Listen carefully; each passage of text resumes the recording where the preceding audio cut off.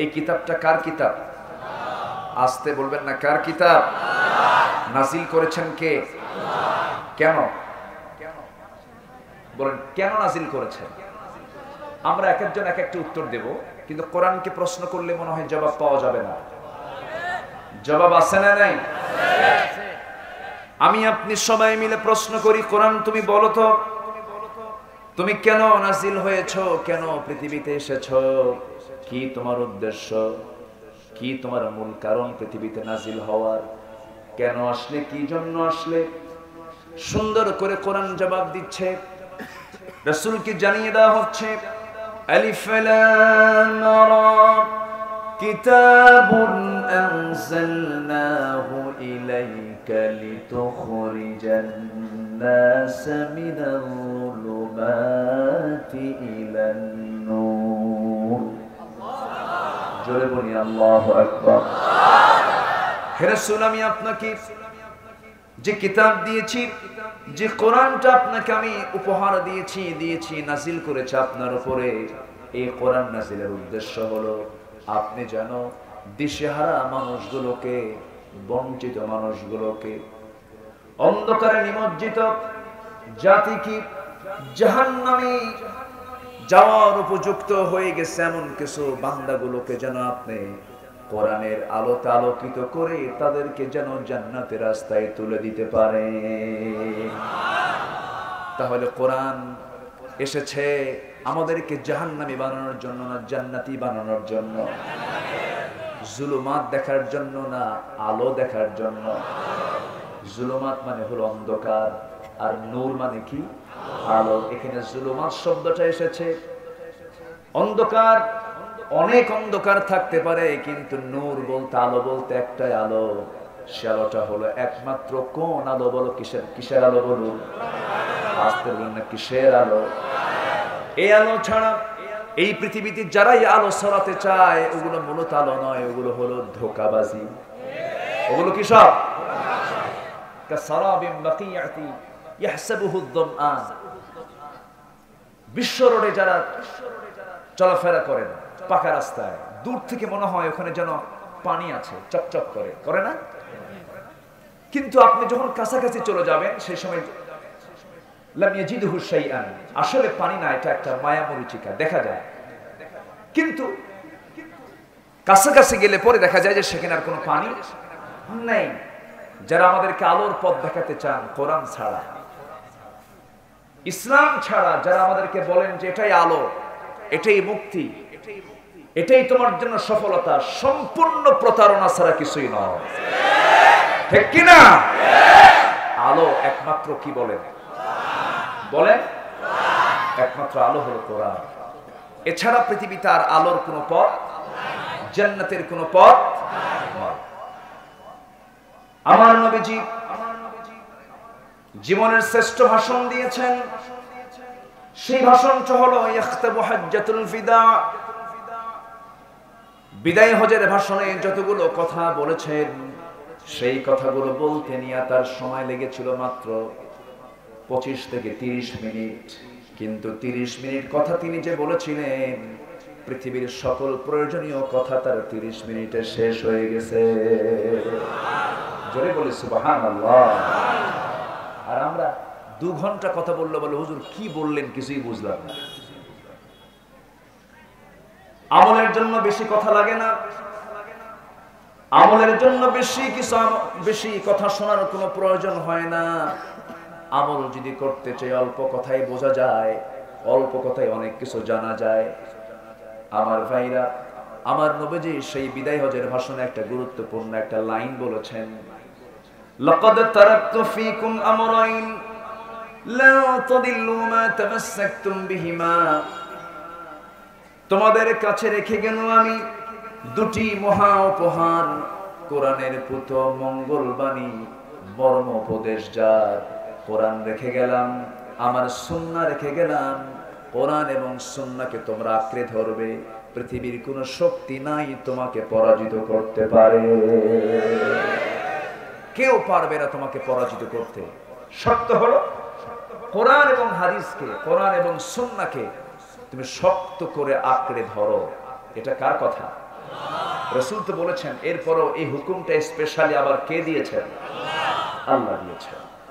আল্লাহ রাব্বুল আলামিন বলেন, যারা পারেন ঠোঁট মিলিয়ে বলুন, ওয়া'তাসিমু বিহাবলিল্লাহি জামিআন ওয়া লা তাফাররাকু ওয়াযকুরু নি'মাতাল্লাহি আলাইকুম إذ كنتم أعداء فألف بين قلوبكم فأصبحتم بنعمته إخوانا جرب الله أكبر তোমরা আল্লাহর রজ্জুকে শক্ত করে ধরো, অর্থাৎ হাবলিল কোরআন, কোরআনটাকে তোমরা শক্ত করে ধরো, মত পার্থক্য সৃষ্টি করো না। নামাজ পড়ো, নামাজ কায়েম করো, এরপর ওয়ালা তাফাররাকু শব্দটা আসে নাই। যাকাত দাও, মত পার্থক্য সৃষ্টি করো না শব্দটা আসে নাই। কিন্তু আল্লাহ রাব্বুল আলামিন দুটা জায়গায় ওয়ালা তাফাররাকু শব্দ বলেছেন, আরেক জায়গায় বলছেন। সূরা শূরার ভিতরে এসেছে, শারআ লাকুম মিনাদ-দীনি মা ওয়াসসা বিহি নূহান ওয়াল্লাযী আওহাইনা ইলাইকা ওয়া মা ওয়াসসাইনা বিহি ইব্রাহিমা ওয়া মূসা ওয়া ঈসা আন আকিমুত-দীন ওয়া লা তাতাফাররাকু ফীহি কাবুরা আলাল মুশরিকিনা মা তাদউহুম ইলাইহি। জোরে বলুন আল্লাহু আকবার। আমি যে আয়াতগুলো বলছি কষ্ট পাচ্ছেন নাকি? আয়াত যত বেশি হবে বরকত তত বেশি হবে। আয়াত যার নাই বরকত তার নাই। যদি আয়াতগুলো শুনি আমরা নাও বুঝি, বোঝা তো সবারই দরকার ছিল, তাহলে আমার আর অর্থ বলা লাগতো না, ওয়াজ তো আয়াতগুলো বললেই হয়ে যেত। কিন্তু আমাকে অর্থ কেন বলতে হয়, একটু বুঝিয়ে কেন বলতে হয়? কারণ আমাদের ভাষা তো আরবি নয়, সবাই তো আরবি ওই রকম করে বোঝেন না। কোরআনের ভাষাটা সবার বোঝা, সবার জন্য বোঝাটা সহজ হয় না এখনো। তবে হ্যাঁ, আমার বিশ্বাস টুডিয়ান টুমরো এই দেশে কোরআনের নূর চতুর্দিকে একদিন অবশ্যই আলোকিত হবে। জোরে বলি ইনশাআল্লাহ। 4.5 লক্ষ মসজিদের দেশ হলো এই দেশ। 4.5 লক্ষ মসজিদ এই দেশে আছে। ঢাকা শহরকে মসজিদের শহর বলা হয়। যে দেশের মানুষ আজান শুনে ঘুম থেকে উঠে, আজান শুনে আবার ঘুমে যায়, ঠিক কিনা বলে? আজান শুনে ঘুম থেকে উঠে যে দেশের মানুষ, সেই দেশে কোরআন সুন্নাহর বিরুদ্ধে কোনো ষড়যন্ত্র কখনো টিকতে পারে না, পারে না, পারে না, ঠিক কিনা? সম্মানিত ভাইরা, সম্মানিত উপস্থিতি, কিছু আবু জেহেলদের সেরা সামুন্ডা থাকবে, এটা না থাকলে তো খেলা জমবে না। আস্তে কেন জোরে বলুন, ঠিক কিনা? কারণ আবু জেহেল চলে গেছে, ওর কিছু নাতিপতি তো রেখে গেছে, থাকবে না? থাকবে। কিন্তু ওই সমস্ত ভাইদেরকে আমরা বুঝাইয়া দিতে চাই, আমরা বলি যে এই নূর থেকে আলো নেন, কিন্তু এটাকে নিয়ে অবমাননা করবেন না। কোরআন থেকে আপনি আলো নিবেন, এটা হচ্ছে মৌচাক। এটা কি? মৌচাক। মধু নিবেন, মৌমাছির সঙ্গে পীড়িত করবেন আপনি। মৌমাছির সঙ্গে আপনি পীড়িত না করে ঢিল মারলে হুল ফুটবে, ঠিক কিনা? মৌচাকে মধু থাকে, মৌচাকের পাহারাদারের সাথে আপনার আগে কন্ট্যাক্ট আসতে হবে, একটা মহব্বত করতে হবে। তা না করে আপনি যদি ঢিল ছোড়েন হুল ফুটবে। তেমনি কোরআনের সঙ্গে আপনি মহব্বত রাখেন, আপনি মধু পাবেন। যদি ঢিল ছোড়েন হুল ফুটিয়ে দেওয়া হবে। কারণ কোরআন ছিল, আছে, থাকবে, আমি আপনি থাকবো না, ঠিক কিনা? ইসলাম ছিল, আছে, থাকবে, আমি আপনি থাকবো না। সম্মানিত ভাইরা, এদেশে মুসলমান, হিন্দু, বৌদ্ধ, খ্রিস্টান, আমরা সবাই শত্রুতা নিয়ে থাকি না ভালোবাসা নিয়ে থাকি? জোরে বলেন। ভালোবাসা। সবার উপরে আমরা মানুষ, আমরা কি বলেন? মানুষ, খ্রিস্টান তারা মানুষ, ইহুদি তারা মানুষ, হিন্দু তারা মানুষ, বৌদ্ধ তারা মানুষ। আগে ভাবতে হবে ওয়ালাকাদ কাররামনা বানি আদম। পিছনে যান, এই যে পিছনে, এখানে কোনো নড়াচড়া করা যাবে, পিছনে যান। ওয়ালাকাদ কাররামনা বানি আদম, আমি আদম সন্তানকে সম্মান দিয়েছি। কার কথা? আসতে বলবেন না, কার কথা? একটা মানুষের দাম আল্লাহর কাছে কি কম? কম। যদি কোনো মুমিনকে কেউ অন্যায় করে হত্যা করে, ফাকাতালান নাস জামিআ, সে যেন গোটা দুনিয়ার সকল মানুষকে হত্যা করল। চিন্তা করা যায় কত মারাত্মক অপরাধ। কোন মানুষকে আমরা মূল্যায়ন করি না। আমার দেশে হিন্দু ভাইদের ব্যবসা আছে না নাই? তাদের চাকরি আছে না নাই? তাদের ব্যবসা বাণিজ্য সকল কিছু আছে না নাই? আচ্ছা, ইসলাম কোন ধর্ম এবং অন্য কোন ধর্মের ব্যক্তিকে গালি দিতে সম্পূর্ণ নিষেধ করেছে। বরঞ্চ মুসলিম সমাজে অন্য ধর্মের উপাসনালয়, মন্দির, গির্জা, প্যাগোডা মুসলমানরা পাহারা দেবে। আসতে কোন কেন, জোরে বলুন ঠিক কিনা? কিন্তু এই অপ্রীতিকর যে সমস্ত কথাগুলো আমাদের মাঝে মাঝে আমাদের কানে আসে, আমরা দেখতে পাই, শুনতে পাই, এই সমস্ত কাজের সঙ্গে তাদের সম্পর্ক যারা প্রকৃত মুসলমান নয়, প্রকৃত কোন ধর্মের তারা মানুষ নয়। ধর্ম যে মানবে, কখনোই এই জাতীয় কাজ ধর্ম যে মানবে তার দ্বারা এটা সংগঠিত হবে না। সম্মানিত ভাইয়েরা, ইসলাম যেখানে থাকবে সেখানে সবাই নিরাপত্তা পাবে। এটা কার কথা? আসতে বলবেন না, কার কথা? এটা কমন সূরা। আরেকটা বলি, আপনাদের সূরাগুলি বলে যাই।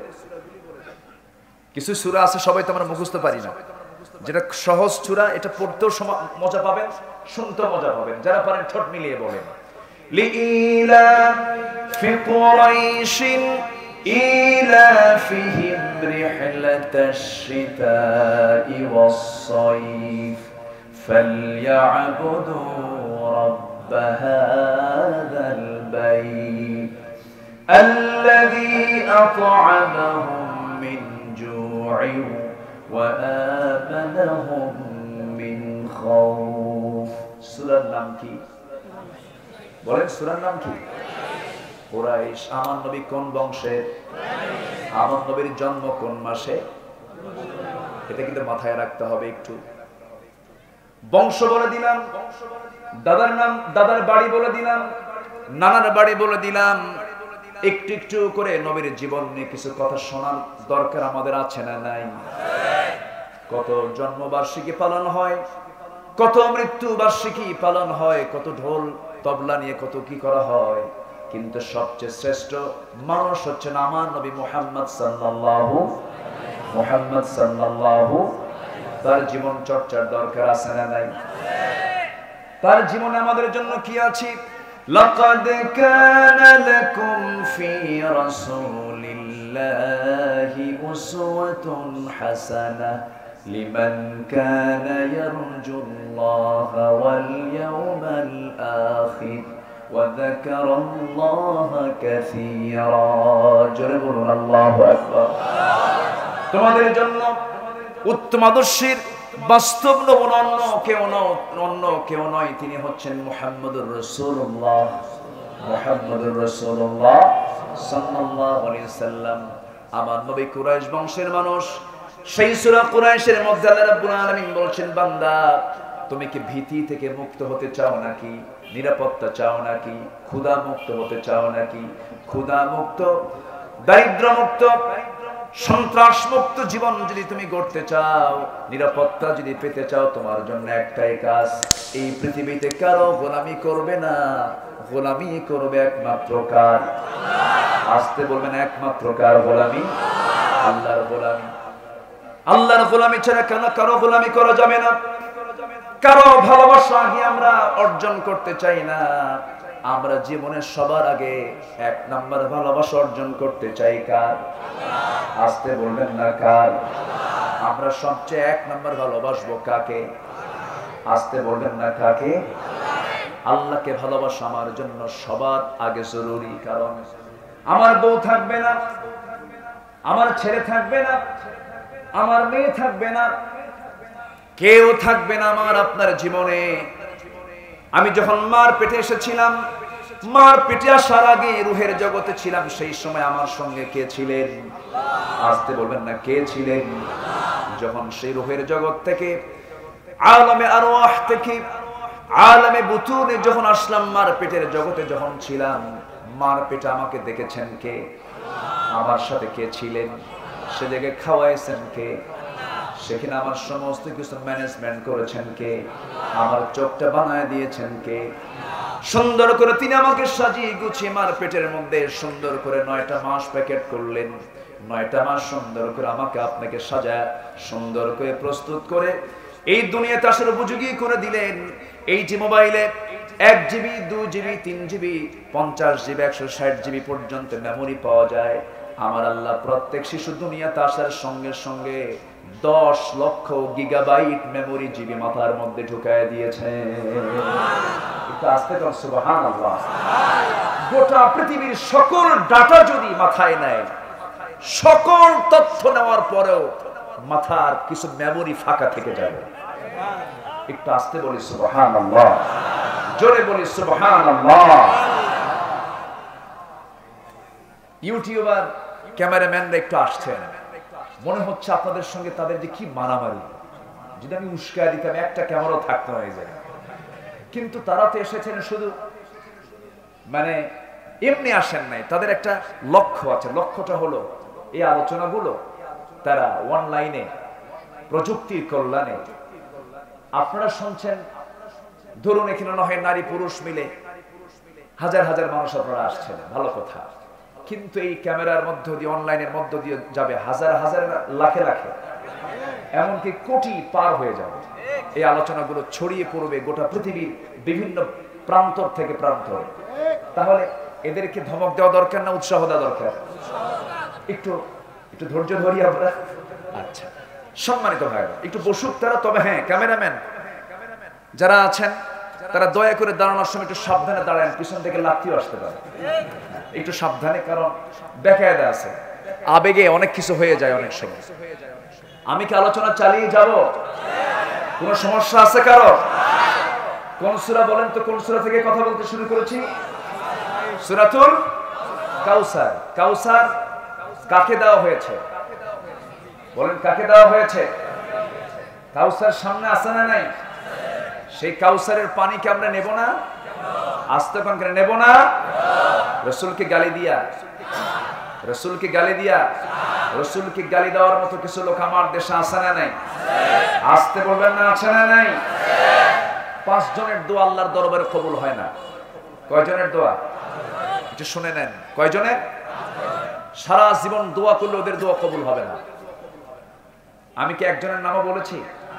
নাম্বার 1, যেহেতু এক রাত তো শর্ট করে সব বলে ফেলি। নাম্বার 1 হলো যে অমুসলিম, যার মধ্যে ইসলাম নাই, তার দোয়া কবুল হবে। আসতে বলবেন না হবে? একদম ক্লিয়ার কথা। যদি কেউ বলেন যে লোকটার মুসলমান না কিন্তু লোকটা খুব ভালো, কিন্তু লাভ নাই। ইসলাম নাই, কিচ্ছু নাই, ইসলাম আছে, সব আছে, ঠিক কিনা? অতএব আমি যে কাজগুলো করব সেই কাজে যদি ইসলাম থাকে ভালো, ইসলাম নাই সেই কাজ যতই প্রশংসিত হোক না কেন সেই কাজের 4 পয়সা দাম আল্লাহর কাছে নাই। সম্মানিত ভাইরা, নাম্বার 2 হলো যে লোক কবিরা গুনাহ করে। কি গুনাহ করে? কবিরা গুনাহ। অনেক লম্বা আলোচনা, অনেক লম্বা। কবিরা গুনার একটা বর্ণনামূলক আলোচনা দিতে গেলে 10 রাত লাগবে। তবে আল্লাহ রাব্বুল আলামিন বলছেন, বান্দা শোনো, ইন তাজতানিবু কাবাইরা মা তুনহাউনা আনহু নুকাফির আনকুম সাইয়্যাতিকুম ওয়া নুদখিলকুম মুদখালান কারীমা। আল্লাহ রাব্বুল আলামিন বলেন, বান্দারে তুমি যদি বড় বড় গুনাহগুলোকে ছেড়ে দাও, তোমার জীবনের অর্জিত ছোটখাটো গুনাহ, যে সমস্ত গুনাহগুলো ছোট সগীরা গুনাহগুলো, ওগুলোর দিকে আমি আল্লাহ নজরই দেব না, সব মাফ করে দেব। তুমি একটু ছোট ভুল করে ফেলেছো, ওই সমস্ত ভুলের দিকে আমি আল্লাহ নজরই দেব না, তবে শর্ত হলো বড় বড় গুনাহগুলো ছেড়ে দাও। আলা উনাব্বিউকুম বিআকবারিল কাবাইর, রাসূল সাহাবায়ে কেরামকে লক্ষ্য করে বলছেন, সাহাবীরা আমি কি তোমাদেরকে বড় বড় কিছু গুনার কথা বলবো নাকি? সাহাবায়ে কেরাম বললেন, ইয়া রাসূলুল্লাহ আপনি বলুন। নাম্বার 1 হলো আল ইশরাকু বিল্লাহ, শিরিক করা কার সাথে? আস্তে শিরিক করা কার সাথে? শিরিক করা যাবে না। শিরিক করা যাবে? কুফর করা যাবে? শিরিক জুলুম, কুফর জুলুম কার সাথে? আল্লাহর সাথে। ওয়াল কাফিরুনা হুমুয যালিমুন, যারাই কাফের তারাই জালিম। ইন্না শিরকা লাযুলমুন আযীম, শিরিক হলো সবচেয়ে বড় জুলুম। টুপি মাথায় থাকে, টুপি কোথায় থাকে? মাথায়। মাথায় না দিলে হাঁটুতে দেন, তাহলে টুপির প্রতি কি হলো? জুলুম হলো। মাথায় চোখে চশমা থাকে, চশমা যদি এই জায়গায় না দিয়ে পিছন দিয়ে দেন তাহলে কি হবে? জুলুম হবে। তো ঠিক তেমনি যে জিনিস যে জায়গায় রাখা দরকার, আমাকে খাওয়ান কে? আমাকে পড়ান কে? আমার প্রাণ কার হাতে? যদি আমি এখন বলি যে আল্লাহ আমি কি খেয়ে বেঁচে থাকবো, আল্লাহ আমি কি করব, আমি আল্লাহ হতাশ হয়ে যাচ্ছি, এটা শিরকের গন্ধ ঢুকে গেল। শিরিক করা যাবে না। শিরিক মারাত্মক গুনাহ, সবচেয়ে বড় গুনাহ। আচ্ছা, এরপর রাসূল বললেন উকুকুল ওয়ালিদাইন, পিতামাতার সঙ্গে খারাপ আচরণ করা, কর্কশ আচরণ করা। নাম্বার 3 হলো অকাউলুজ জুর, বেহুদা কথা বলা, আজে বাজে কথা বলা, মুখে যা আসে তাই বলা। এমন লোক তো বাংলার জমিনে নাই। আসতে বলবেন না, আছে না নাই? যার জিহ্বা কন্ট্রোল তার জান্নাত কন্ট্রোল। একটু আস্তে করুন সুবহানাল্লাহ। যার দুটো চোখ কন্ট্রোল তার জন্য জান্নাত কন্ট্রোল। এতই সস্তা জান্নাত। জান্নাত পেতে হলে বহু কাজ করতে হবে আমাকে আপনাকে। তাহলে কয়জনের দোয়া কবুল হবে না বলেন? বলেছি কয়জনের কথা? একজন। আরো আছে কয়জন? 4 জন। দুটো বলেছি, কবিরা গুনার কথা বলেছি। যে কবিরা গুনাহ করবে আল্লাহ তার দোয়া কবুল করবে।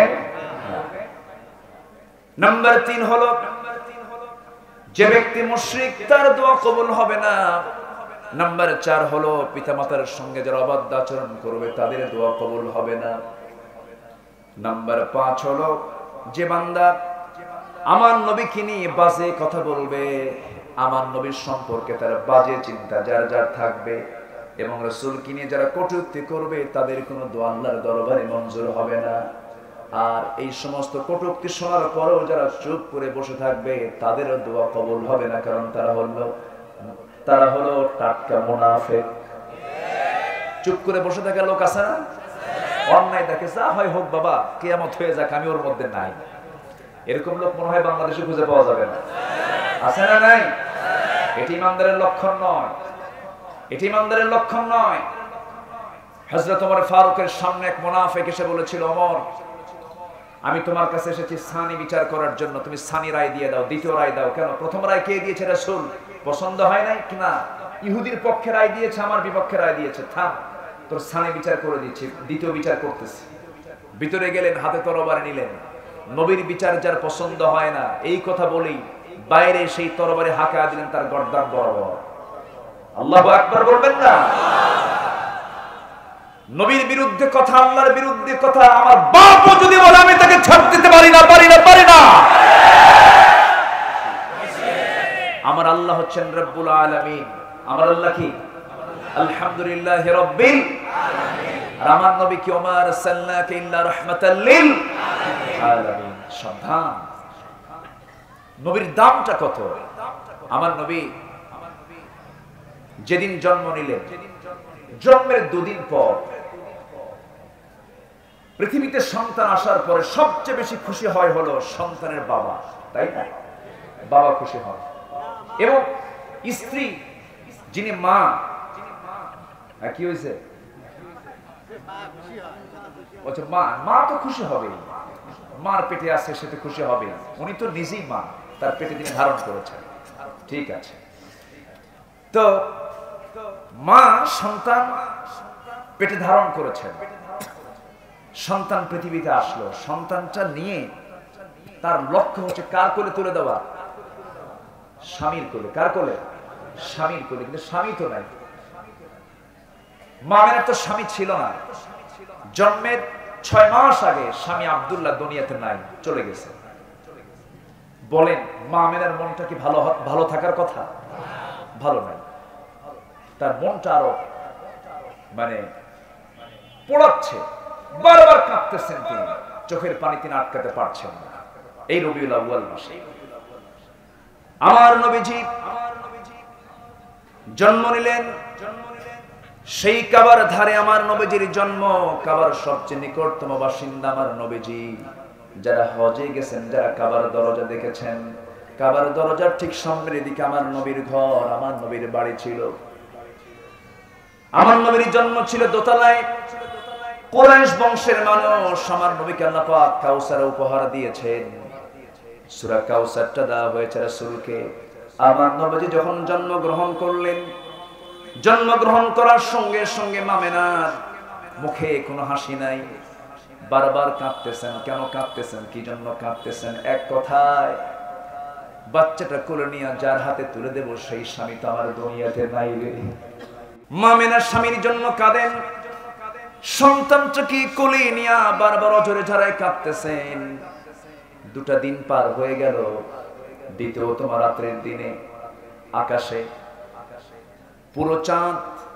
সেই চাঁদ নিয়ে রাতে আম্মা জান আমেনা আমার শিশু আমার রাসূলকে কি করা হলো? আমার রাসূলকে নিজের ঘরের মধ্যে না রেখে চাঁদনি আকাশের নিচে তাকে শোয়ায় রেখেছেন। কাছে তিনি বসছেন না। কাছে বসলে স্বামীর কথা মনে হয়ে যায়। এই কথা বর্ণনা করেছেন আমার নবীর সামনে আমার নবীর আপন চাচা। আমার নবীর আপন চাচা ভদ্র একজন মানুষ, আমার নবীর জন্য জেল পর্যন্ত খেটেছেন। কিন্তু তিনি একজন কাফের ছিলেন, কিন্তু আমার নবীর পক্ষের মানুষ ছিলেন আবু তালেব। জাফর রাদিয়াল্লাহু আনহুর বাবা, হযরত আলীর বাবা, বড় দুজন সাহাবীর বাবা আবু তালেব ছিলেন। যদিও তিনি কাফের, নবীর পক্ষের মানুষ ছিলেন। একদিন স্মৃতিচারণ করতে নিয়ে নবুয়তের পর আমার নবী যে নবুয়ত পেয়েছেন, এমন সময় আবু তালেব বলতেছে, মুহাম্মদ আমি তোমার একটা ছোট্টবেলার স্মৃতিচারণ করতে চাই, তোমার মনে আছে কিনা জানি না, তুমি বলতে পারবে কিনা জানি না। চাচা আপনি বলেন। বলতেছে, মুহাম্মদ তোমার জন্মের মাত্র 2 দিন পর আমি দেখতে তোমার বাড়িতে ঢুকলাম, তোমাদের ঘরের মধ্যে ঢুকলাম, তোমাকে দেখবো বলে নিয়ত করে ঢুকেছি। যে দেখি তোমার মা তোমার সামনে নাই। তোমার মা কান্দে, তোমার মার চোখে পানি টলমল করছে, মনটা ভরাক্রান্ত। তুমি একাকী চাঁদনি আকাশের নিচে তোমাকে শুয়ে রেখেছে, তুমি একাকী শুয়ে আছো, হাত নড়াচড়া করছো, পা নড়াচড়া করছো, শিশু মুহাম্মদ তুমি। সেই সময় লক্ষ্য করলাম আকাশের চাঁদনি আকাশের নিচে তোমাকে শুয়ে রাখা হয়েছে। তুমি চাঁদের দিকে তাকাও, কিন্তু চাঁদের উল্টা দিকে যখন তাকাও, চাঁদ ডান দিকে থাকলে বাম দিকে লাফ মেরে আসে। আবার যখন তুমি ডান দিকে তাকাও, চাঁদটা আবার ডান দিকে লাফ মেরে চলে আসে। আবার যখন তোমার হাতটা দিয়ে যখন নিচের দিকে হাতটা টান মারো, তখন চাঁদটা নিচের দিকে চলে আসে। ও মুহাম্মদ আমি কি সত্যি সত্যি এমনটা দেখেছি নাকি? এমন চিত্র কি আমি সত্যি দেখলাম না আমি অন্য কিছু দেখলাম? আমার নবীর সঙ্গে সঙ্গে বলছেন, চাচা জন্মের পূর্বে আমার বাপটা হারিয়ে ফেলেছি। জন্মের পূর্বে আমার বাপ দুনিয়া থেকে বিদায় নিয়েছেন। আমি শিশু মুহাম্মদ যখন আমার মার পেটে যখন আমি পৃথিবীতে এসেছি, মার পেট থেকে আমার মার মনটা ভরাক্রান্ত, স্বামীর কথা বারবার তার মনে হচ্ছে। আমার কাছে বসতেই পারছিলেন না তিনি, কষ্ট পাচ্ছিলেন, মনে কষ্ট পাচ্ছিলেন তিনি। এমন সময় আমার আল্লাহ আমার সুবিধার জন্য আকাশের চাঁদ আমার জন্য খেলনা বানায়া দিয়েছিলেন। একটু আস্তে কোন সুবহানাল্লাহ, আরো জোরে বলি সুবহানাল্লাহ। এলোকে কবর ধারে আধার চিরে চিনিস না কি রে। এলোকে কবর ধারে আধার চিরে চিনিস না কি রে। ওকে ও মা আমেনার কোল জোড়ে চাঁদ জানিস না কি রে এলোকে কবর ধারে আধার চিরে চিনিস না কি রে। তিনি কে? মুহাম্মদ সাল্লাল্লাহু আলাইহি ওয়াসাল্লাম।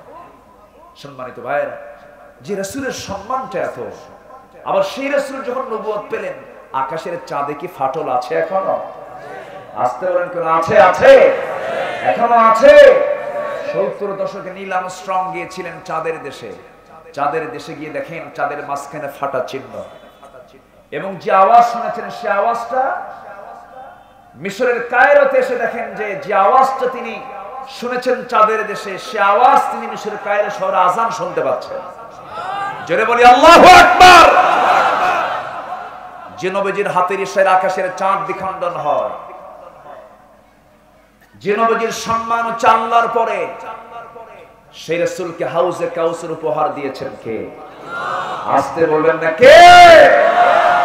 তিনি হচ্ছেন আমার নবী, তিনি হচ্ছেন আমার রাসূল মুহাম্মদ সাল্লাল্লাহু আলাইহি ওয়াসাল্লাম। আল্লাহ তাআলা আমার রাসূলকে বলছেন, হে রাসূল, আপনাকে নিয়ে মক্কার মানুষ কত কি গালমন্দ করেছে। জন্মের পূর্বে আপনার বাপ নেই, আপনি এতিম, আপনার সম্পদ নেই, আপনাকে ফকির বলতেছে, আপনার ছেলে সন্তান নেই, আপনাকে লেজ কাটা বলতেছে, আপনি সুন্দর করে কোরআন তেলাওয়াত করেন, আপনাকে কবি বলতেছি, আপনি মুজিজা আপনার দ্বারা প্রকাশ পেয়ে যে আপনাকে জাদুঘর বলতেছে। যে যা বলে বলুক, আমি আপনাকে এমন সুর উপহার দিলাম, আমি আপনাকে যা দিয়েছি পৃথিবীর কোন মানুষকে আমি তা দেই নাই। জোরে বলুন সুবহানাল্লাহ। যারা পারেন ঠোঁট মিলিয়ে বলুন আবার, ইন্না আ'তাইনাকাল কাউসার ফাসাল্লি লিরাব্বিকা ওয়ানহার ইন্না শানিআকা হুয়াল আবতার। আয়াত মোট 3টা। আয়াত মোট কয়টা? 3টা। কি সুন্দর মিল, কি সুন্দর ছন্দ, ছন্দের মিল। কিয়ামত হয়ে যাবে, কোরআনের মতো কোরআন পৃথিবীর কোনো মানুষ রচনা করতে পারবে না।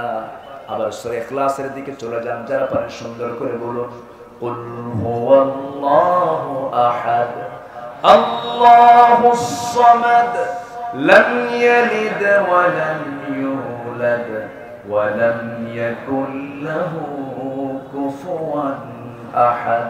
সূরা কাউসার র দিয়া শেষ, আর সূরা ইখলাস কি দিয়া শেষ? দাল দিয়া শেষ। দাল দিয়ে কত সুন্দর মিল দিয়েছেন কে? আসতে বলবেন না কে? আল্লাহ দিয়েছেন। আরেকটা সূরা আছে শুধু দাদা দিয়া শেষ, আছে না? এখানে আমাদের দাদা আছে না অনেক? যারা পারেন সঙ্গে মিলে বলেন, আমার সঙ্গে ঠোঁট মিলিয়ে বলুন, ওয়াইলুল লিকুল্লি হুমাযাতিল লুমাযাহ আল্লাযী জামা'a মালান ওয়া 'আদ্দাদাহ ইয়াহসাবু আন্না মালাহু আখলাদাহ। জোরে বলি আল্লাহু আকবার। আমার ছোট্ট একটা ভাতিজি আছে, সে বলে তার দাদাকে, দাদা, ও তার নানাকে বলছে, নানা কোরআন শরীফ তেলাওয়াত করে শুধু দাদা পাই, নানা তো খুঁজে পাই। কি কথা কি বুঝতেছেন আপনারা? কি সুন্দর মিল কোরআনে আল্লাহ রাব্বুল আলামিন রেখেছেন। মিল যদি না হতো, মুখস্থ করতে কষ্ট হয়ে যেত। ছোট্ট ছোট্ট বাচ্চাগুলো জীবনের শত শত নয় হাজার হাজার হাফেজকে মাথায় পাগড়ি পরিয়ে দিলাম। এমন নজির আছে 4 বছর 5 বছরের ছোট্ট ছোট্ট বাচ্চা যারা বিছানায় পেশাব করে কিন্তু 30 পারা কোরআন মুখস্থ করে ফেলেছে। জোরে বলি সুবহানাল্লাহ। আমার কিছু বুড়া চাচা আছে, 70 বছর বয়স চাচা, আপনি কি কোরআন তেলাওয়াত করতে পারেন নাকি? বাবা মুখে আসে না, আসে না? নাই, এটা পোড়া কপাল। যখন চাচাকে বলা হয়, চাচা সিরাজগঞ্জ সদরের কোর্টের সামনে আপনার যে 10 শতক জায়গা আছে ওটার দাগ নাম্বার কত? 113। কি কথা বুঝেন নাই? ওটার দাগ নাম্বার জানা আছে, সিএস নাম্বার জানা আছে, আরএস নাম্বার জানা আছে, কিন্তু উনি আয়াত নাম্বার পারেন না। এটা কি ভাগ্যবান? ভাগ্যবান। জান্নাতের দাগ নাম্বার মুখস্থ করার দরকার আছে না নাই? জান্নাতের দাগ নাম্বার কোন কিতাবে পাওয়া যায়? কোরআন। সম্মানিত ভাইরা, সম্মানিত বন্ধুগণ, রাত তো অনেক হয়ে যাচ্ছে, কি করবো? আলোচনা চালাবো? কেউ যখন যাচ্ছে না, আপনারা যখন আসেন কোনো সমস্যা নেই, আপনি যতক্ষণ আছেন আমিও ততক্ষণ আছি। তবে আগামীকাল আমার মাহফিল বেশি দূরে না, কক্সবাজার, খুব কাছে না মাহফিল। অতএব টেনশন কিন্তু আপনার যতটুকু আছে, টেনশন আমার কিন্তু কোনো অংশে কম না। অতএব আমি যদি এতটুকু টেনশন নিয়ে এখানে থাকতে পারি যে আগামীকালকে আমার এত দূর যেতে হবে, তাহলে আপনি কি বাড়ি যাবেন? এত টেনশন কি নেওয়ার দরকার আছে? সবাই থাকতে রাজি আছে ইনশাআল্লাহ? জোরে বলি ইনশাআল্লাহ। সূরা কাউসার রাসূলকে কে উপহার দিয়েছেন? কে উপহার দিয়েছেন? রাসূলের ছেলে সন্তান হয়ে বারবার মারা যায়। ছেলে সন্তান হয়ে বারবার মারা যায়। সন্তান দেন কে? ছেলে দেন কে? মেয়ে দেন কে? দেন না কে? দোষ কার?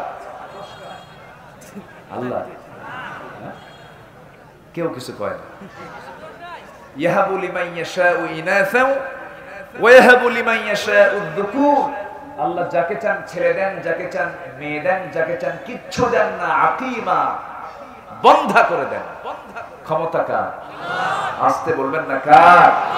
অতএব এটা নিয়ে কোনো চিন্তা করার দরকার নাই। আমার নবীজির 4টা ছেলে। কয়টা ছেলে? 4টা ছেলে। কেউ 2 বছর, কেউ 4 বছর, কেউ 6 বছর, কেউ 8 বছরে মারা গেছে। আমার নবীজির একটা ছেলে ছিল কাসেম।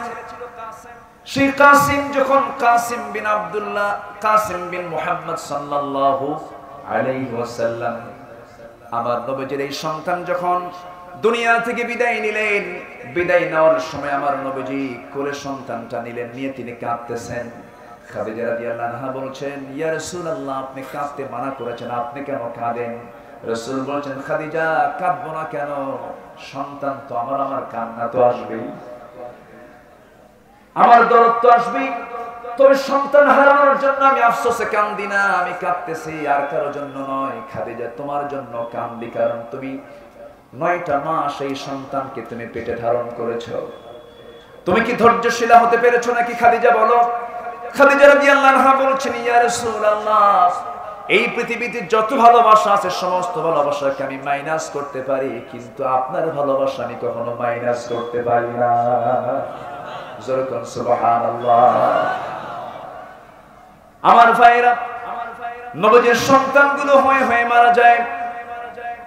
আমার নবীজি এটা নিয়ে কোনো টেনশন করছেন না, কিন্তু কাফের মুশরিকরা বলতেছে, মুহাম্মদ লেস কাটা, মুহাম্মদ নির্বংশ, মুহাম্মাদের বংশে কোনো ছেলে নাই, সব ছেলেগুলো মরে মরে শেষ হয়ে যাচ্ছে। কিন্তু আমার নবীকে সান্ত্বনা দিচ্ছেন কে? আসতে বলে সান্ত্বনা দিচ্ছেন কে? আমার রাসূল বলেন, সাহাবীরা, কাল হাসরের ময়দানে তোমরা আমাকে কোথাও যদি না পাও, তোমরা আমাকে খুঁজে অবশ্যই তোমরা আমাকে 3টা জায়গায় খুঁজে আমাকে তন্ন তন্ন করে খুঁজবে। 3টা জায়গায় তোমরা আমাকে পেয়ে যাবে। 3 জায়গায় যে কোনো জায়গায় তোমরা আমাকে খুঁজলেই পেয়ে যাবে। আমি তোমাদেরকে শেখায় দিলাম। নাম্বার 1, সাহাবীরা, আমাকে তোমরা খুঁজবে পুলসিরাতের কাছাকাছি। পুলসিরাতে যদি না পাও, আমাদের জানা দরকার আছে না এগুলো? পুলসিরাতে যদি না পাও, মিজানের পাল্লায় তোমরা আমাকে খুঁজবে। মিজানেও পেলে না, পুলসিরাতেও পেলে না, ও সাহাবীরা। নাম্বার 3 হলো তোমরা আমাকে খুঁজবে হলো হাউজে কাউসারের কাছাকাছি। ইন্না আ'তাইনাকাল কাউসার। হে রাসূল, আমি আপনাকে হাউজে কাউসার দান করেছি। গায়ের জোরটা আমার বেশি। রাসূল বলেন, তাহলে এখন কি করা যায় তোমরা বলো। এবার দুজন মিলে ষড়জন বলতেছে, হুজুর তাহলে দুজনকে মারামারি লাগায় দেন, দেখি কে পারে। সুবহানাল্লাহ বলবেন না? আমার নবীজি কত মজার মানুষ ছিলেন। আমার নবীজি বলেন, ঠিক আছে লাগাও। দুজন লেগে গেছে, কুস্তি লেগে বড়জন ছোটজনকে নিচে ফেলে দিয়েছে। নিচে ফেলার সঙ্গে সঙ্গে ছোটজন বড় ভাইয়ের মাথাটা জোর করে নিয়ে কানের মধ্যে মুখ ঢুকায় দিয়েছে। ফিস ফিস করে বলতেছে, ভাই একসঙ্গে খেলাধুলা করি, একসঙ্গে খাওয়া দাওয়া করি, একসঙ্গে ঘুমাতে যাই, একসঙ্গে সব কাজ করি। ভাই রে, আজকে তুমি আমাকে স্বার্থহীনের মতো, পাষাণের মতো তুমি আমাকে একা ছেড়ে যুদ্ধে যেতে চাও। তুমি তো আমার চাইতে বয়সে বড়, শক্তিতে বড়। তোমার গায়ের শক্তি একটু ছেড়ে দাও, তোমার গায়ের শক্তি একটু ফেলে দিয়া তোমার গায়ের উপর একটা বারের জন্য আমি উঠে প্রমাণ করে বোঝাই দেই, শক্তির দিক থেকে আমি তোমার চাইতে কোনো অংশে কম নই। আমার নবীজি হাসেন আর চোখের কোনা বেয়ে টপ টপ করে পানি পড়ে। আমার নবীজি কাঁদেন, আমার নবীজি কাঁদতেছেন, আল্লাহ আমার এই ছোট্ট দুইটা সাহাবী গায়ের যদিও শক্তি না থাকে কিন্তু ইমানের শক্তি আছে, শহীদ হতে চায়। আল্লাহ আমি দুজন ছোট্ট বাচ্চাকে ওই বদরের যুদ্ধের আমি অনুমতি দিয়ে দিলাম।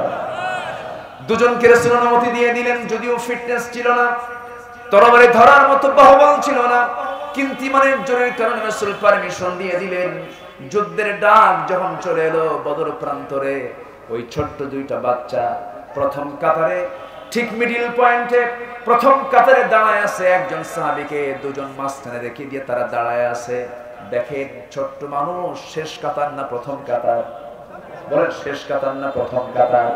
আর আমার দেশে এমনও লোক আছে, কোন পরীক্ষা দিতে গেলে, কোন সংগ্রামে ঝাঁপিয়ে পড়তে গেলে, মিছিল মিটিং করতে গেলে দেখবেন নেতা সবার পিছনে আগে মারামারি হয়ে যায়, ঠিক কিনা বলেন? এরকম আছে না নাই? কিন্তু ছোট্ট দুইটা বাচ্চা দেখেন প্রথম কাতারে হাজির হয়ে গেছে।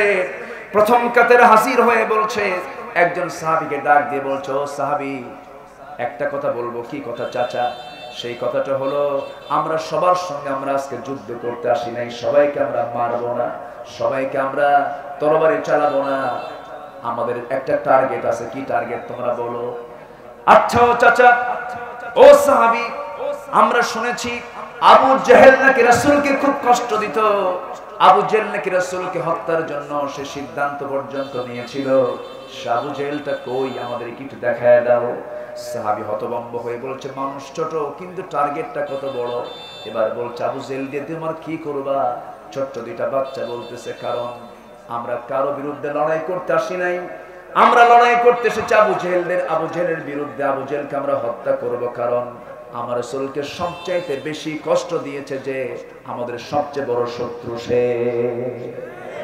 আল্লাহু আকবার।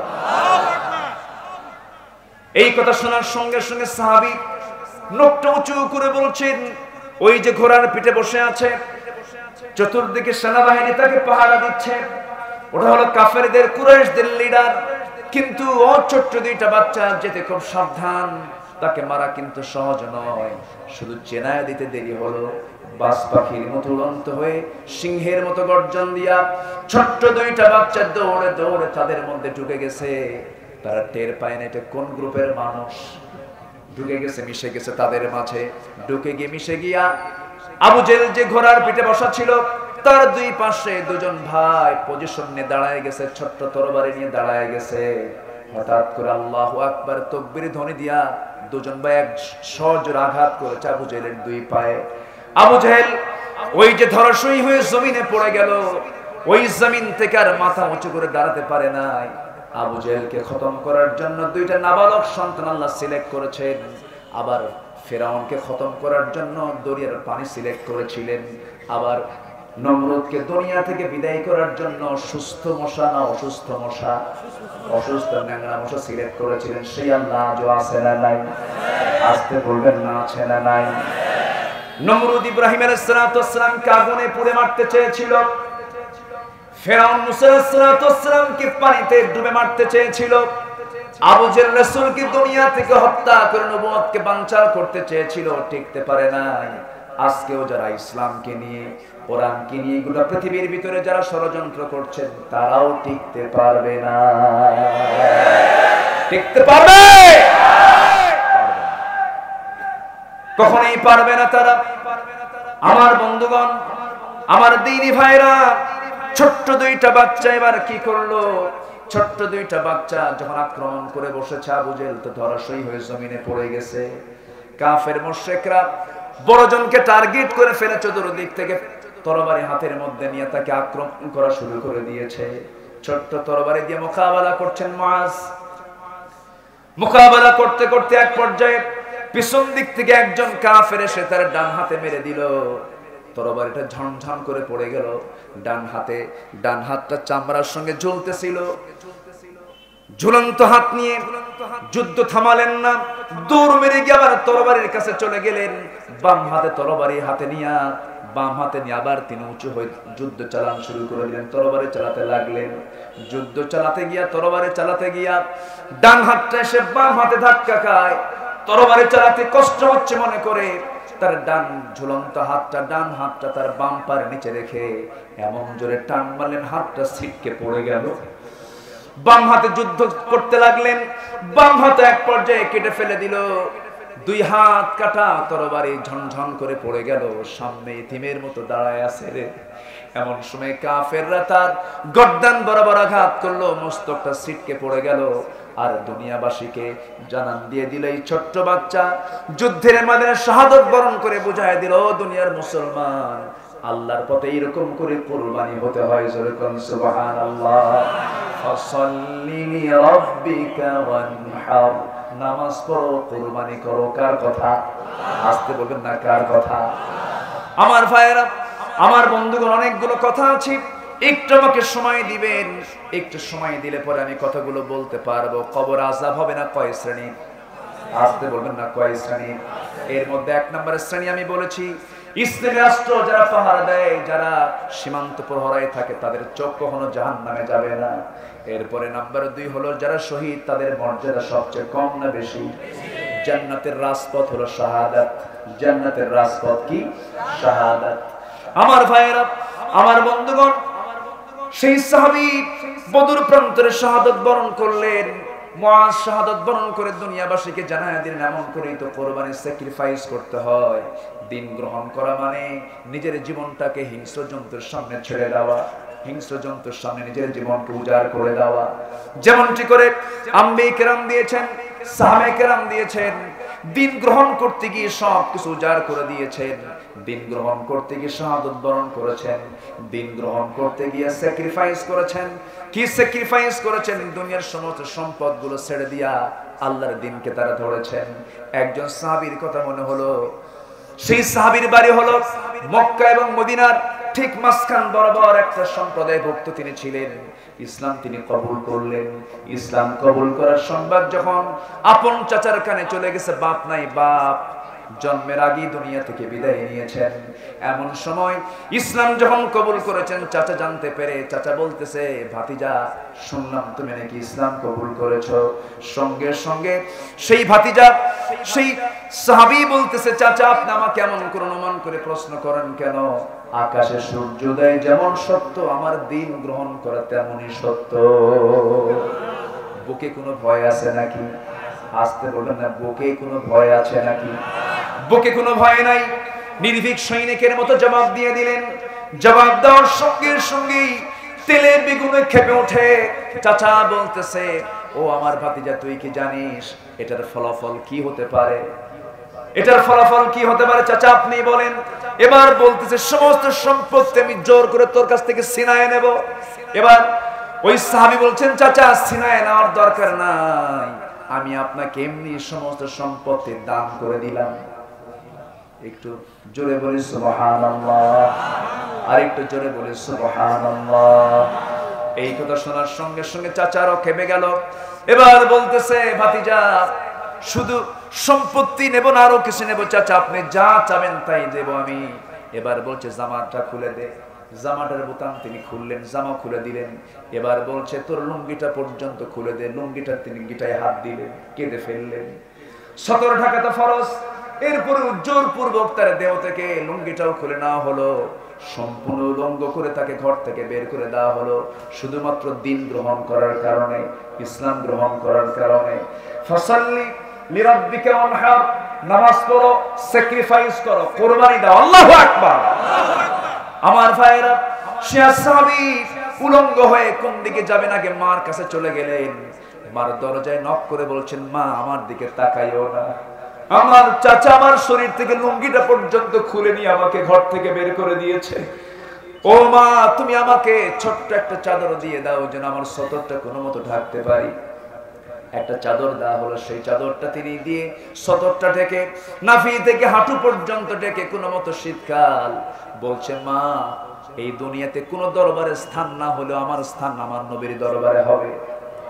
একটু আস্তে বলি সুবহানাল্লাহ, জোরে বলি সুবহানাল্লাহ। বুক ভরা সানিয়া আমারও তো বুক ভরা, আপনারও বুক ভরা আশা এটাই থাকা উচিত। কোন দরবার না থাকলেও নবীর দরবার আছে না নাই? কোন দরবার না থাকলেও আল্লাহর দরবার আছে না নাই? সবচেয়ে বড় দরবার কার দরবার? আসতে বলবেন না কার দরবার? আর সবচেয়ে প্রিয়জন মুহাম্মদ সাল্লাল্লাহু আলাইহি ওয়াসাল্লাম। আমার ভাইয়েরা, সেই সাহাবী করলেন কি, দৌড় মেরে মেরে চলে গেলেন। দৌড় মেরে মেরে চলে গিয়ে নবীর দরজায় তিনি গিয়ে করাঘাত করছেন, কড়া নাড়ছেন। দরজা খুলে গেল। নবীজি দেখলেন শীতকাল, মদিনায় 2 মাস, 1.5 থেকে 2 মাস শীতকাল থাকে, শীত থাকে। ওই শীতের ভিতরে প্রচন্ড তাই ওই সাহাবী থরথর করে কাঁপে। রাসূল বলছেন, ও যুবক, তুমি কাঁপতেছো কেন? থামো, তোমার জন্য ব্যবস্থা করছি। কোনো প্রশ্ন না করে তিনি আগে ঘরের মধ্যে ঢুকলেন। 2টা জুব্বা নিজের পরনের বের করলেন। নবীর গায়ের 2টা জুব্বা হাতের মধ্যে নিয়ে বলছেন, ও মুহাম্মদ, ও যুবক, তোমার কি হয়েছে বলো কি? ইয়া রাসূলুল্লাহ, আমি দিন গ্রহণ করেছি। আমার চাচা সম্পত্তি সহ সমস্ত কাপড় চোপড় আমার দেহ থেকে খুলে নিয়ে আমাকে বস্ত্রহীন করে বের করে দিয়েছে। রাসূল মুস্কি হাসি মেরে বলছেন, ও আমার সাহাবীরে, তোমার চাচা তোমাকে বস্ত্রহীন করেছে, আমি তোমাকে আমার জুব্বা দিয়ে দিলাম। আর কিছু লাগে? আর কিছু লাগে? নবীর গায়ের জুব্বা 2টা তিনি পেয়ে গেলেন। আমার নবীজি বলেন, সাহাবী, তুমি কি খুশি হয়েছো নাকি? সাহাবী দারুণ আনন্দিত হয়ে বলছেন, ইয়া রাসূলুল্লাহ, আমার জীবনের শ্রেষ্ঠ একটা আজকে আনন্দের দিন। রাসূল বলছেন, তুমি কি কিছু চাও নাকি আল্লাহর কাছে? আমি তোমার জন্য, আমি আল্লাহর কাছে, তুমি যা চাইবে সেই প্রার্থনা আমি আল্লাহর কাছে করব, আমি চেয়ে নেব। জোরে বলুন সুবহানাল্লাহ। কি অফার, চিন্তা করা যায়? তুমি যা চাইবে আমি আল্লাহর কাছে তাই চাইব। এই কথা বলার সঙ্গে সঙ্গে ওই সাহাবী বলছেন, ইয়া রাসূলুল্লাহ, আমার জীবনের চূড়ান্ত মুজাহাদা, চূড়ান্ত চাওয়া হলো আমি যেন শহীদ হই। কি হই? কি হই? কবরে প্রশ্ন হবে না কার? কারণ কবরে প্রশ্ন হবে না কার? শহীদ। এই কথা শোনার সঙ্গে সঙ্গে রাসূল তার জন্য দোয়া করে দিচ্ছেন। রাসূল তার জন্য দোয়া করে দিচ্ছেন, আয় আল্লাহ তাআলা, আমার এই সাহাবী আব্দুল্লাহর দিন গ্রহণে দারুণ কষ্ট হয়েছে। আমার আব্দুল্লাহর রক্ত মাংস তুমি আল্লাহ কাফের বেঈমানদের জন্য হারাম করে দাও। উল্টা দেওয়া হয়ে গেল। আব্দুল্লাহ বলছেন, ইয়া রাসূলুল্লাহ, আমার মনের চাওয়া হলো আমি শহীদ হব, কিন্তু আপনি আমার দেহ রক্তকে কাফের বেঈমানদের জন্য হারাম করে দিলেন, আমি তার শহীদ হতে পারবো না। রাসূল মুস্কি হাসি মেরে বললেন, সাহাবী, চিন্তা করো না, শাহাদাতের তামান্না তোমার হৃদয়ে যেহেতু তুমি গেঁথিয়ে নিয়েছো, অঙ্কন করে নিয়েছো, তোমার মৃত্যু যদি বিছানায় হয়ে থাকে, ওয়া ইম্মা তাআলা ফিরাশিহি বাল্লাহুল্লাহুল মানাজিল আলা শুহাদা, তোমার মৃত্যু যদি বিছানায় হয়ে থাকে, আল্লাহ তোমাকে শহীদের বড় দরজা দিয়ে দিবেন। বিছানায় মূল্য শহীদের দরজা আছে না নাই? আসতে বলবেন না, আছে না নাই? একজন সাহাবী 250 যুদ্ধ করেছেন। কি করে কি? একজন সাহাবী 250 যুদ্ধ করেছেন। কত যুদ্ধ? 250 বেশি যুদ্ধ করেছেন। খালিদ বিন ওয়ালিদ রাদিয়াল্লাহু তাআলা আনহু 250 যুদ্ধ করেছেন। প্রত্যেকটা যুদ্ধে তিনি পরাজিত না বিজয়ী? পরাজিত না বিজয়ী? প্রত্যেকটা যুদ্ধে তিনি বিজয়ী হয়েছিলেন। এতগুলো যুদ্ধ হওয়ার পরও তিনি মৃত্যুবরণ করেছেন যুদ্ধের ময়দানে না বাড়িতে?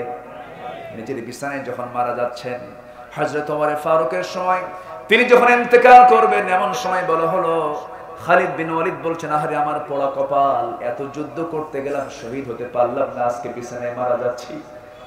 সাইয়েদনা ওমর ফারুক বলছেন, খালিদ বিন ওয়ালিদ, তুমি এমন করে আফসোস করো কেন? তুমি কি সে হাদিসের কথা ভুলে গেছো?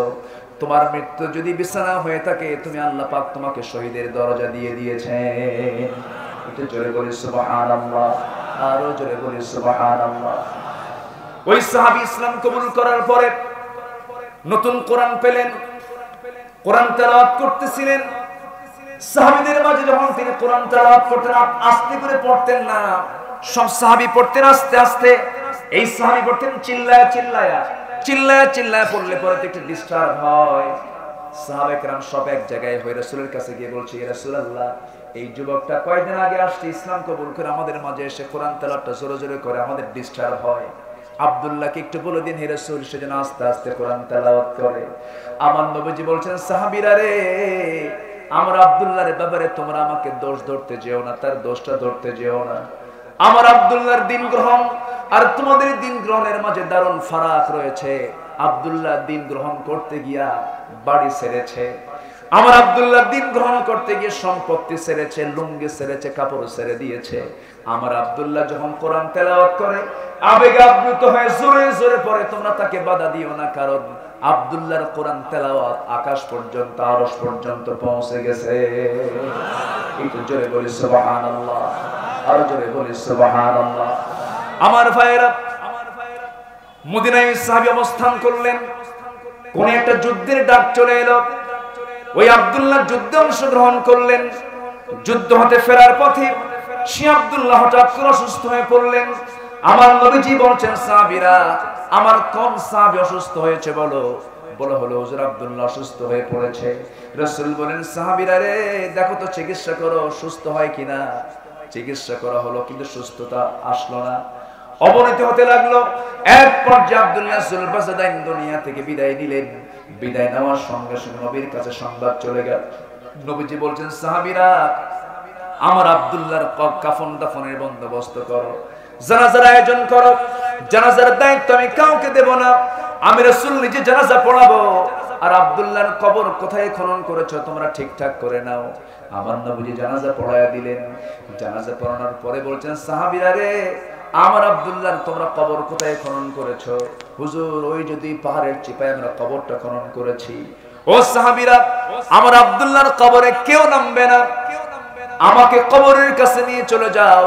আমি আব্দুল্লাহর কবরে কাউকে নামতে দেব না, আমি রাসূল নিজে নামবো। নিজে নেমে আমার আব্দুল্লাহকে আমার হাতে তুলে নিয়ে কবরে আমি রাসূল নিজে সমাহিত করে দেব। আমার নবী যে এই কথা বলার সঙ্গে সঙ্গে কবরের কাছে চলে গেলেন। লাশটা কবরে নামানোর জন্য রাসূল কবরের ভিতরে নামলেন। নামার সঙ্গে সঙ্গে বলছেন, আমার আবু বকর, আমার ডানে নামো, আমার ওমর, আমার বামে নামো। এই পৃথিবীতে শ্রেষ্ঠ মানুষ মুহাম্মদ সাল্লাল্লাহু আলাইহি ওয়াসাল্লাম। নাম্বার 2 হচ্ছেন আবু বকর সিদ্দিক রাদিয়াল্লাহু তাআলা আনহু। নাম্বার 3 হচ্ছেন হযরত ওমর রাদিয়াল্লাহু তাআলা আনহু। এই তিনজন সেরা সেরা তিনজন মানুষ নবীর কবরে নামলেন। লাশটা নেওয়ার জন্য হাত দুইটা রাসূল আগায়া দিলেন। আব্দুল্লাহর লাশ নবীর হাতে যখন দেওয়া হলো, রাসূল বলছেন, আবু বকর মাথাটা ধরো, ওমর পাটা ধরো। এই তিনজন মিলে কবরে শোয়া দিলেন। বুকের উপরে হাতটা রেখে নবীজি কাঁদতেছেন, চোখের পানিগুলো দিয়ে দাড়ি মোবারক ভিজে ভিজে যাচ্ছিল।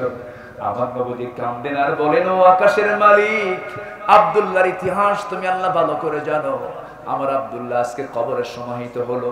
এই আব্দুল্লাহর এই মুহূর্ত পর্যন্ত, আজ পর্যন্ত আমি আব্দুল্লাহর উপরে সন্তুষ্ট আছি, তুমি আল্লাহ সন্তুষ্ট হয়ে যাও।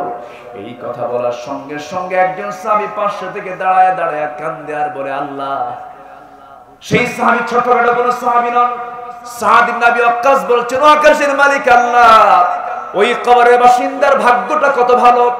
আজকে আমি পোড়া কপাল, ওই লাশটা যদি আব্দুল্লাহ না হয়ে আমি সাদ বিন আবি ওয়াক্কাসের হতো, আমার জীবনটা ধন্য হতো। কারণ কবরে নেমেছেন জগতের শ্রেষ্ঠ মানুষ মুহাম্মদ সাল্লাল্লাহু আলাইহি ওয়াসাল্লাম। শহীদের মর্যাদা কে দিয়েছেন? আসতে বলবেন না, কে দিয়েছেন? আল্লাহ দিয়েছেন। আমার ভাইয়েরা, কথা তো অনেক আছে, বলবো নাকি? হ্যাঁ, এখন আপত্তি নেই আপনাদের? হ্যাঁ, কি করবো বলেন? আলোচনা চলুক, আলোচনা চলুক, হুজুর মরুক, হুজুরও বাঁচুক, তাই না? বলি আলহামদুলিল্লাহ, আরো জোরে বলি আলহামদুলিল্লাহ। ক্লান্ত হননি তো আপনারা? আমি আছি, আমি আরো কিছুক্ষণ আছি, থাকবো ইনশাআল্লাহ। জোরে বলি ইনশাআল্লাহ। কবরের আযাব হবে না কয়জনের? কয় শ্রেণীর? কয়টা হলো বলেন? কয়টা হলো? দুইটা। আরো আছে কয়টা? তিনটা। আমরা একটা একটা করে শুনে যাব। জোরে বলি ইনশাআল্লাহ। কেউ যাবেন না, একটু বসুন, একটু বসুন, আর কিছু সময়। কোন সূরা থেকে কথা হচ্ছে বলেন তো? সূরা কাউসারের কয়টা হুকুম বলেন? কয়টা হুকুম? দুইটা। ফাসাল্লি লিরাব্বিকা, নামাজ পড়ো। কার জন্য? আসতে বলবেন না, কার জন্য? আমরা কি সবাই নামাজ পড়ি? কয় ওয়াক্ত নামাজ? আসতে বলবেন না, কয় ওয়াক্ত নামাজ? আজকের থেকে 5 ওয়াক্ত নামাজ আর কেউ ছেড়ে দেব না, এমন সিদ্ধান্ত কি নেওয়া যায়? জোরে বলি ইয়া আল্লাহ। আপনি হাত উঁচু করেন। কারা কারা পড়তে চান নামাজ? বলি ইয়া আল্লাহ, ইয়া রহমান, ইয়া রহিম। আমাদেরকে 5 ওয়াক্ত সালাত আদায় করার তৌফিক তুমি আল্লাহ দিয়ে দাও। জোরে বলি আমিন, আরো জোরে আমিন, আরো জোরে আমিন। আচ্ছা, যদি কেউ রক্ত ঝরায় দেহ থেকে, আন্দোলন করে, কিন্তু ঈমান নাই, সে রক্ত ঝরানোর কোনো মূল্য আল্লাহর কাছে আছে? অন্য ধর্মের কোন লোক কি শহীদ হতে পারে? শহীদ হতে হলে তার মধ্যে 1 নম্বর শর্ত হলো ইসলাম থাকতে হবে। কি থাকতে হবে? ইসলাম থাকতে হবে। ঈমান আনা সহজ, ঈমানের উপরে টিকে থাকাটা কঠিন। সম্মানিত ভাইয়েরা, ছোট্ট একটা ইতিহাস আমার মনে পড়লো। দেখেন, ছোট্ট বাচ্চাও ঈমানটাকে কিভাবে লালন করেছিল। সূরাতুল বুরুজের ভিতরে আল্লাহ রাব্বুল আলামিন এই ইতিহাসটা সুন্দর করে তুলে ধরেছেন। ছোট্ট একটা বাচ্চা আব্দুল্লাহ বিন তামির, ছোট্ট একটা শিশু বনি ইসরাইলের। এই শিশুটা তাকে সেই সময়ের একজন বাদশা জোনাওয়াজ তাকে জাদু শিক্ষার জন্য তাকে পাঠায় দেয়। সে জাদু না শেখে, সে চলে যায় ইসলাম বোঝার জন্য। আলহামদুলিল্লাহ, সে ইসলাম বুঝে ইসলাম কবুল করে ফেলে। ইসলাম কবুল করার ফলে সে এত বড় আল্লাহওয়ালা হয়ে গেল, সে যা বলে আল্লাহর দরবারে তাই মঞ্জুর হয়ে যায়। চতুর্দিকে যখন ছড়িয়ে পড়লো কথাগুলো, সঙ্গে সঙ্গে বাদশা তাকে ডাক দিয়ে বলল, এই ছেলে, তোমাকে মেধাবী মনে করে তোমাকে শেখাতে চাইলাম জাদুবিদ্যা, আর তুমি কি জানি কি গ্রহণ করেছো? তুমি কি সত্যি ইসলাম গ্রহণ করেছো?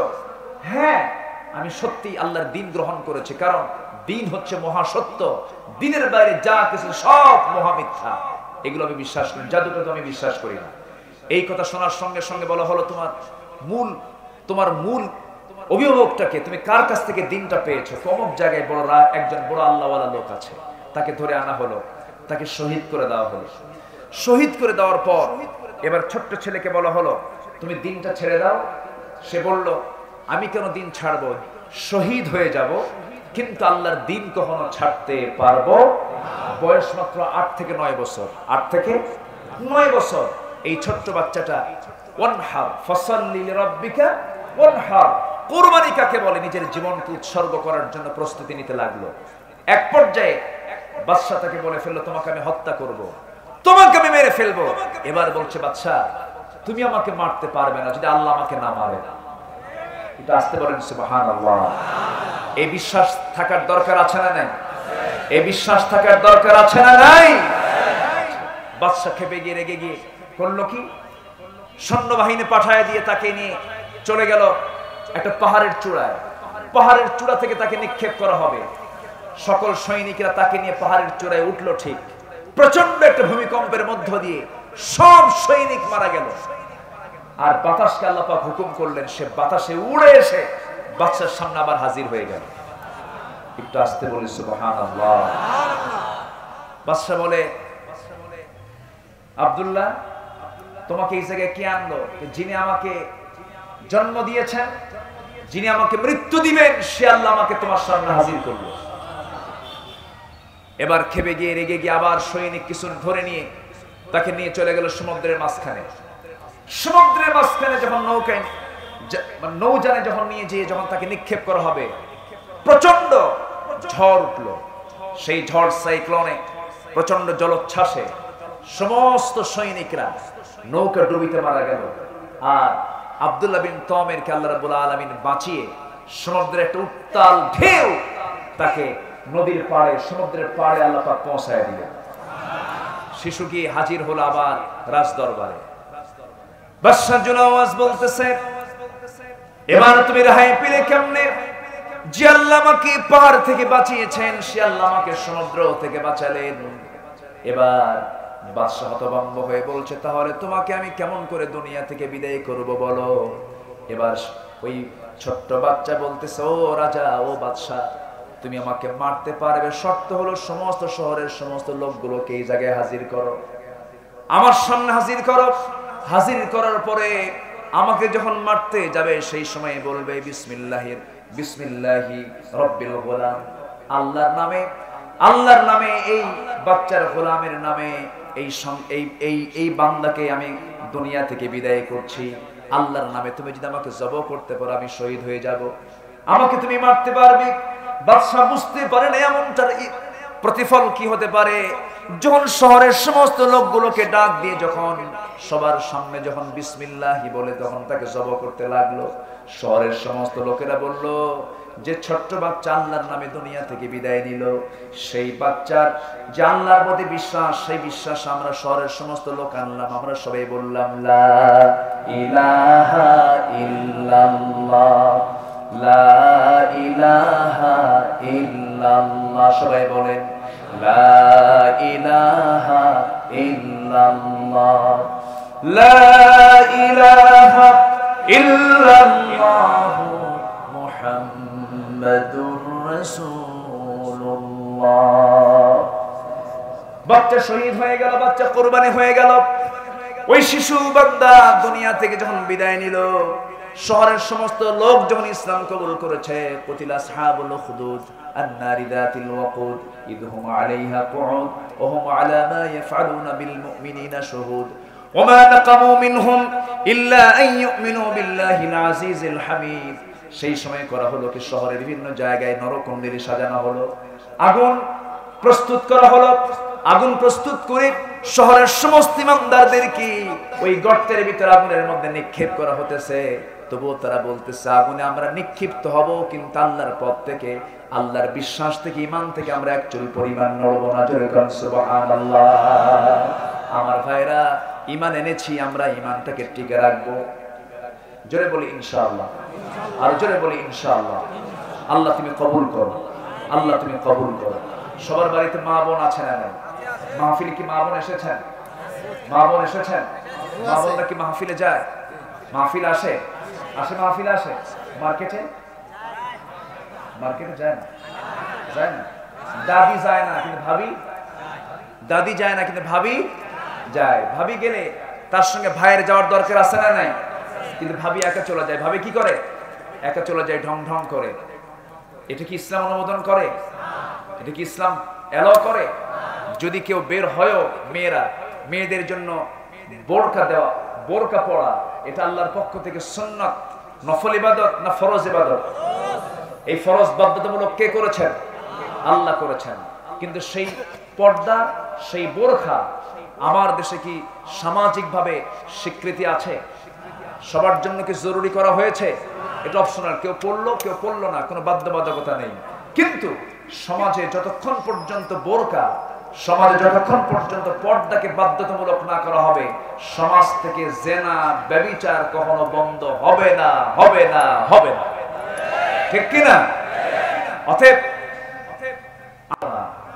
আমি মনে করি আজকের প্রেজেন্ট সমাজের জন্য সবচেয়ে বড় জিহাদ হলো বেহায়াপনা, পর্দাহীনতার বিরুদ্ধে জিহাদ ঘোষণা করা।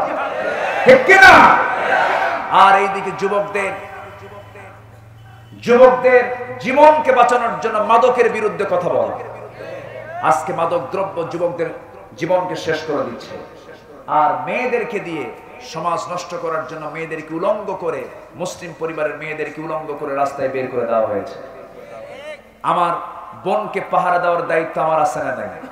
আমার বউকে পাহারা দেওয়ার দায়িত্ব আমার আছে না নাই? খেয়াল করার দায়িত্ব আছে না নাই? একজন পুরুষ, একজন নারী 4 জন পুরুষকে জাহান্নামে নিয়ে যাবে। কয়জন?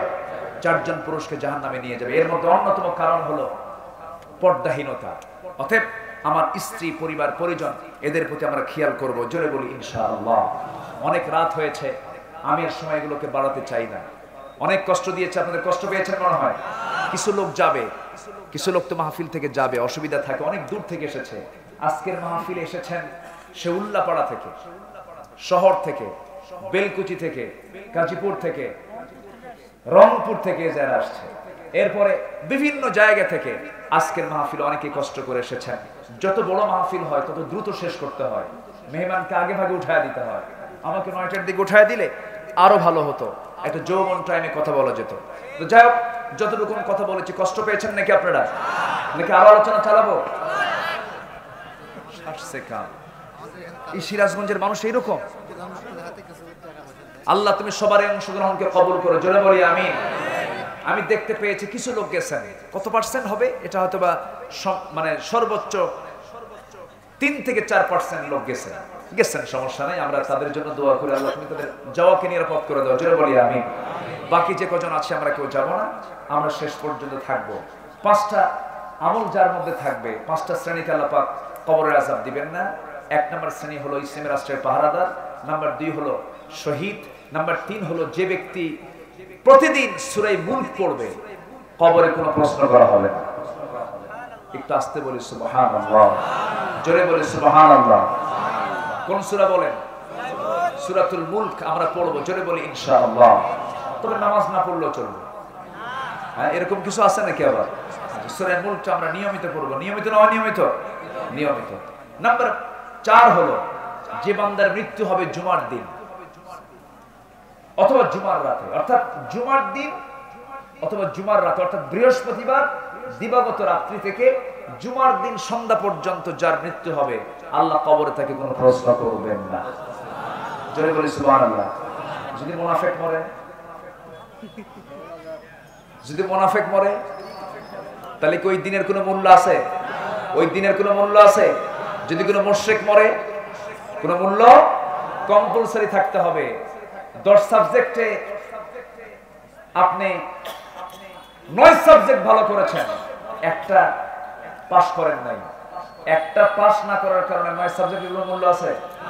সব ফেল। আবার 10 সাবজেক্টে ফেল কইরা আপনি অতিরিক্ত সাবজেক্টে 99 এর মধ্যে 100 এর মধ্যে 99 পেয়েছেন, তাও কি লাভ আছে? তাও লাভ নাই। কম্পালসারি যেগুলো সব থাকতে হবে, তাহলে জুমার দিনের বরকতটা আমরা পেয়ে যাব, জোরে বলি ইনশাআল্লাহ।